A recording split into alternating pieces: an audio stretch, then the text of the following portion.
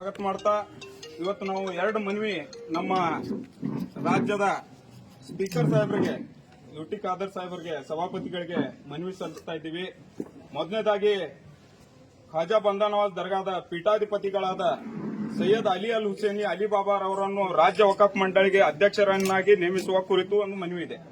ಸಾಹೇಬ್ರೆ, ಕರ್ನಾಟಕ ರಾಜ್ಯವು ತನ್ನ ಸಮೃದ್ಧ ಧಾರ್ಮಿಕ ಪರಂಪರೆ ಹಾಗೂ ತಾತ್ವಿಕ ಪರಂಪರೆಯನ್ನು ಹೊಂದಿದ್ದು ಇದರಲ್ಲಿ ವಕಫ್ ಮಂಡಳಿ ಪಾತ್ರ ಅಪಾರವಾಗಿದೆ. ರಾಜ್ಯದ ವಕಫ್ ಆಸ್ತಿ ಮತ್ತು ಅದರ ಆಡಳಿತಕ್ಕಾಗಿ ಸೂಕ್ತ ವ್ಯಕ್ತಿಯನ್ನು ನೇಮಕ ಮುಖ್ಯವಾಗಿದೆ.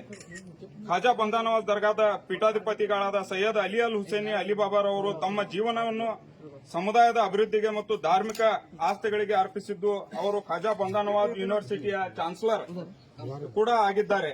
ಅವರ ಆಡಳಿತ ಸಾಮರ್ಥ್ಯ ಮತ್ತು ತತ್ವಜ್ಞಾನವು ವಕಫ್ ಮಂಡಳಿಗೆ ಅತ್ಯಂತ ಉಪಯುಕ್ತವಾಗಲಿದೆ. ಅವರ ಇಸ್ಲಾಮಿನ ಬಗ್ಗೆ ರಿಸರ್ಚ್ ಮಾಡಿ PhD ಪಡೆದಿದ್ದು ದೊಡ್ಡ ಅನುಭವ ಕೂಡ ಇದೆ.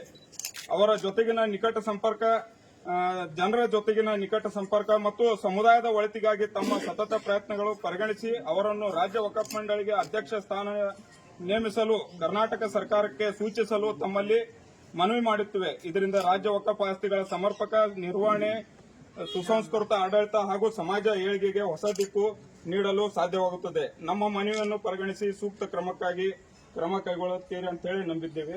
ಅದರ ಜೊತೆಯಲ್ಲಿ ಇನ್ನೊಂದು